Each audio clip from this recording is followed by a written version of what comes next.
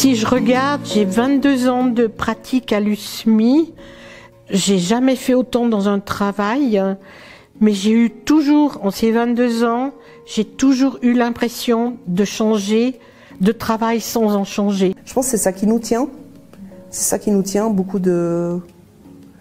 Ouais, d'humanité, puis quelque part, ça peut paraître un peu bateau, mais d'amour pour ces personnes en situation de vulnérabilité. C'est vrai qu'aussi, il y a beaucoup de personnes qui ont des parcours difficiles, où rien n'avance, où au niveau administratif c'est compliqué. Moi j'ai travaillé dans des foyers aussi avec beaucoup de personnes à l'aide d'urgence, puis c'est des ruptures, c'est des gens qui partent. Tout d'un coup de voir que pour certains ça réussit, le chemin est difficile mais finalement ça aboutit à quelque chose, c'est hyper encourageant. Je trouve que on se dit que il faut jamais baisser les bras et puis que ça vaut la peine d'accompagner les gens. D'entendre quelqu'un qui vous dit merci, pour moi j'ai tout gagné, donc oui, ouais, effectivement, à ma moindre mesure, je fais quelque chose pour eux, j'en suis très fière, et je reçois plein de choses. Je sais aussi en contrepartie ce que j'ai donné et les petits fruits que j'ai semés. Au niveau de l'équipe infirmière, mais aussi admin, il y a une osmose qui se crée, il y a un objectif commun, et puis on se sent bien pour faire le travail qu'on a. Et puis nous, moi je pense ce qu'on demande dans la vie actuelle, c'est de se sentir bien, d'être motivé et d'être au service des autres. Si je suis infirmière, parce que je le suis encore, c'est pas pour rien, quoi. C'est ce côté humain, moi, qui me... diversité, qui remet en question aussi nos propres vérités. Je pense que les gens qui sont là ne sont pas là par hasard. On est extrêmement motivés par la mission en elle-même, bien évidemment. On est soutenu par la dynamique de l'équipe. On rigole beaucoup, on affronte les choses ensemble, on laisse personne seul, on essaye d'adapter rapidement les choses pour pouvoir tenir le coup. Je pense que ce qui caractérise l'équipe et qui probablement nous caractérise tous, c'est que le matin quand on se lève, ça a du sens et on sait pourquoi on va venir. Donc il y a, je pense, une motivation intrinsèque extrêmement forte.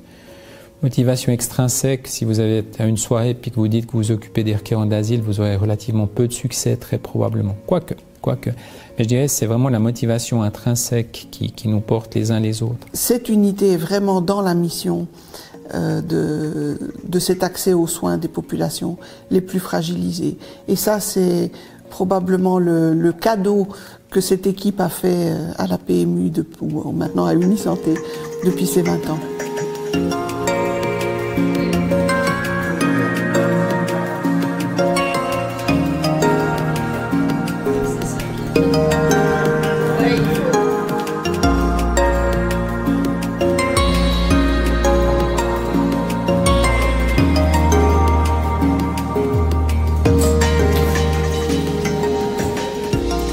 Et il y a 20 ans, ça ne s'appelait pas l'USMI, ce n'était pas le secteur soins migrants.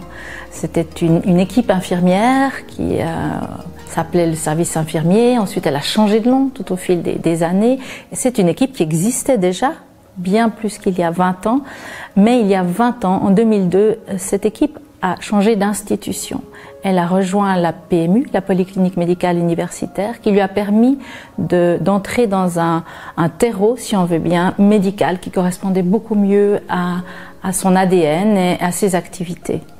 Donc c'est en effet une histoire qui a évolué tout au fil des 20 ans. Mais si on fête l'anniversaire aujourd'hui des 20 ans, c'est les 20 ans d'arrivée de cette équipe au sein de la PMU qui est devenue Unisanté aujourd'hui. Je pense que c'est probablement deux éléments. Le fait que la Polyclinique Médicale Universitaire à l'époque avait pour première mission, une mission historique, la prise en charge des personnes les plus marginalisées, c'était de fait déjà quelque chose qui était inscrit dans nos pratiques cliniques.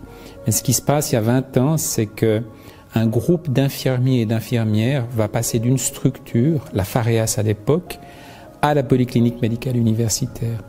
Et là, ça a été l'accueil d'une vingtaine, trentaine de collègues infirmiers et infirmières qui étaient spécialisés dans la prise en charge des requérantes et des requérants d'asile. C'est là que naît le Rezami, et c'est effectivement là-dessus, et c'est ça qui va nous fonder ensuite pour véritablement établir des collaborations, chercher, même mettre des projets nouveaux ensemble, comme par exemple l'interprétariat, comme par exemple, dans une certaine mesure, l'unité mobile. Et c'est vraiment une recherche de collaboration et d'entente. Et honnêtement, pour moi, c'était une tribune extraordinaire de pouvoir venir faire part des problématiques que nous avions et des soucis que nous avions et des éclairages que le monde médical pouvait nous apporter.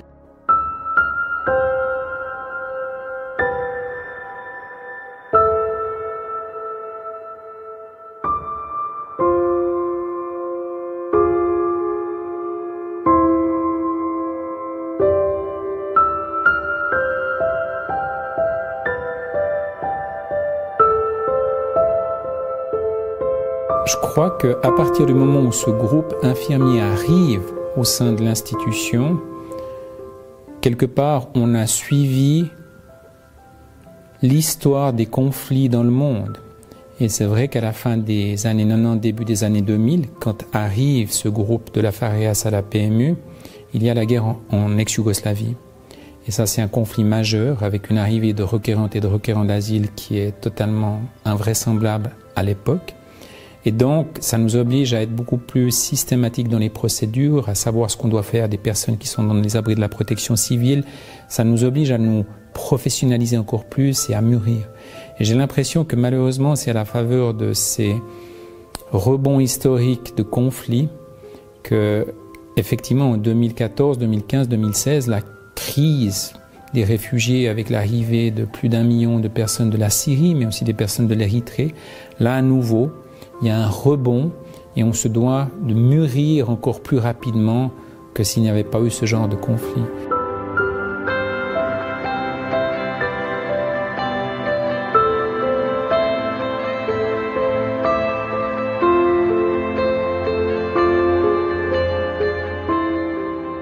Ces personnes migrantes sont chez nous, sont ici en Suisse, pour quelque temps ou pour très longtemps, voire pour toujours. Donc elles ont droit d'avoir un accès aux soins équivalent, similaire à celui des personnes qui sont établies ici depuis très longtemps. Donc c'est une question de santé publique, il y a les vaccinations, il y a éventuellement des maladies préexistantes qu'il faut soigner, qu'il faut traiter. Il y a également la compréhension de ce qui existe au niveau du système de santé chez nous. C'est toute une intégration dont ces personnes ont besoin. Et il y a effectivement un réseau de soignants, d'assistants sociaux et de personnes qui aident toutes ces personnes, ces familles avec enfants souvent, à comprendre dans quel contexte elles se trouvent pour pouvoir petit à petit s'insérer dans la société, également au niveau des questions de santé médicale. Ce focus d'Unisanté à l'origine de la PMU, de prendre en charge le patient en regardant ses besoins, il est là, ça s'est construit historiquement, on a eu beaucoup de projets de dynamique commune sur le thème santé, migration, depuis le début des années 2000. Et puis avec ce switch sur les enjeux d'équité, on s'est dit, voilà, au-delà de la population migrante qui met un enjeu de vulnérabilité dans la prise en charge du patient, dans l'accès aux soins, il y a d'autres groupes également qui méritent notre attention. Il faut savoir que les personnes récurrentes d'asile, lorsqu'elles arrivent dans le canton de Vaud, elle n'a aucune connaissance du système de santé, elle n'a aucune la langue, qui aussi constitue un grand obstacle. Le fait d'être rencontré par une infirmière expérimentée, qui connaît, qui est formée, sensibilisée sur toutes les questions en lien avec la culture, les obstacles que ces personnes peuvent avoir, le rôle de ce service, il est capital de pouvoir déjà recevoir ces personnes, faire ce qu'on appelle un premier bilan de santé, de faire aussi la prévention, donc comme par exemple la vaccination, et puis surtout orienter les personnes qui ont un besoin médical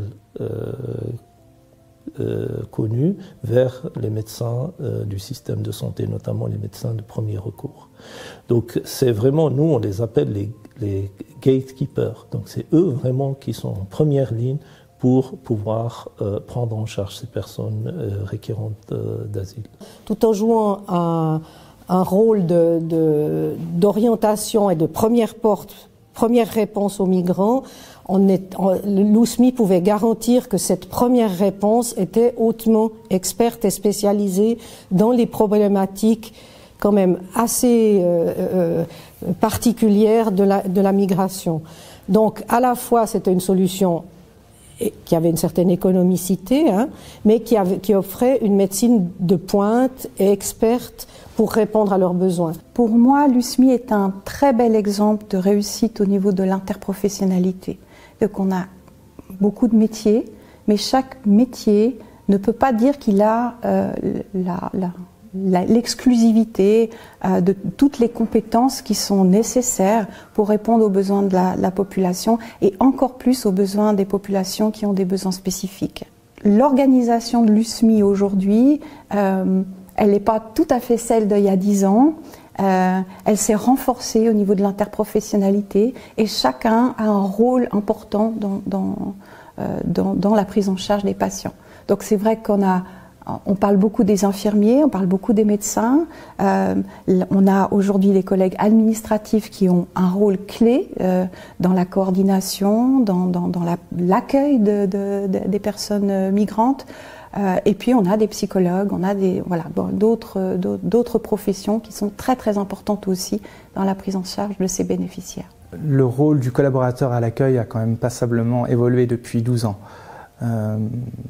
On a toujours cette partie ce rôle d'accueillir les requérants d'asile, de s'assurer qu'on les convoque pour cette première rencontre de l'évaluation de santé. On a, à travers les années, développé un travail qui est plus dans l'interdisciplinarité, à savoir une meilleure connaissance du rôle de chacun, c'est-à-dire une meilleure connaissance du rôle des infirmiers, mais également de tous les autres partenaires de santé qui gravitent en fait autour des requérants. Ils ont été très précurseurs depuis 20 ans à créer justement des infirmières compétentes, autonomes, supervisées, mais souvent de loin, parce que c'est des infirmières qui sont extrêmement compétentes et je pense que le futur, avec le manque de médecins, le manque de personnel qualifié, il va falloir repenser la médecine et on doit compter sur des infirmières formées pour pouvoir répondre aux besoins de la population, surtout dans ces périodes de crise migratoire. Et donc, ils ont été très avant-gardistes par rapport à la nouvelle médecine. Peut-être que les compétences infirmières, la plupart du temps, c'est des femmes extrêmement expérimentées. Elles ont des compétences scientifiques, somatiques, cliniques, mais elles ont surtout des compétences très précieuses de travail d'équipe. C'est-à-dire que c'est des professionnels qui savent comment collaborer, qui savent comment travailler en équipe, qui connaissent aussi leurs limites, mais qui travaillent pas dans leur coin toutes seules. Et moi, j'ai été beaucoup sollicitée par les infirmières et je peux que les remercier parce que c'était chaque fois pour le bien du patient. Et donc c'est peut-être ce modèle de collaboration médico-infirmier qui est extrêmement précieux et qui apporte beaucoup à notre travail en clinique par rapport à ces populations vulnérables. Pour travailler à l'USMI, je pense qu'une infirmière doit avoir un certain nombre d'années d'expérience parce qu'on a un travail en autonomie, hors hospitalière, de première ligne. Ça veut dire qu'on doit être capable d'identifier des situations autant médicales, de traumatisme, psychiatrique, etc. Je pense qu'il faut avoir un bon sens des responsabilités et du sens, le rôle professionnel qui soit développé. Parce qu'on travaille assez en autonomie, sans médecin sur place habituellement, et c'est important. Un des points faibles de l'organisation, était vraiment de pouvoir s'assurer que l'on puisse répondre sur l'entier du canton en cas de besoin, que nos équipes infirmières puissent être agiles, qu'elles puissent rapidement se rendre dans un nouveau lieu ouvert par la FAREAS ou l'EVAM, et de pouvoir avoir cette disponibilité en cas de surcharge quelque part. Donc il a fallu qu'on repense à une question de mobilité. Les locaux étant ce qu'ils sont, on sait que pour ouvrir un nouveau lieu de soins, ça prend beaucoup de temps. Il faut trouver des espaces, il faut les aménager. On a un petit peu regardé ce qui se faisait dans les autres pays, les expériences de nos collègues qui sont partis à l'étranger pour travailler. Et assez rapidement, on s'est dit qu'une unité mobile, finalement un véhicule, ce serait la meilleure alternative. Je pense que la première pierre de cet édifice de la collaboration, c'est la présence de l'USMI dans un certain nombre de nos foyers, qui sont des lieux de vie des personnes migrantes, donc des structures d'hébergement collectif. Et puis, dans ces lieux de vie, généralement, c'est le premier endroit où les personnes migrantes, quand ils arrivent dans le canton de Vaud, vont être logées. Et donc, dans toute une série de ces foyers, il y a en fait une présence de l'USMI qui ont des locaux dans nos foyers, et ce qui permet d'avoir directement en fait un contact avec les personnes migrantes, de les voir très rapidement, et puis aussi d'assurer un certain suivi. Il ne faut pas oublier que ces personnes viennent de pays où le système de santé fonctionne parfois pas du tout, et parfois de manière très différente de ce qu'on connaît ici en Suisse. Donc il y a aussi tout cet aspect-là, du point de vue administratif, et puis du point de vue peut-être des habitudes, et qu'est-ce qu'on peut attendre d'un service médical ou d'un médecin, qui diffèrent pas mal. Donc il y a aussi ces questions de différences culturelles pour lesquelles cette présence directement dans nos foyers est importante.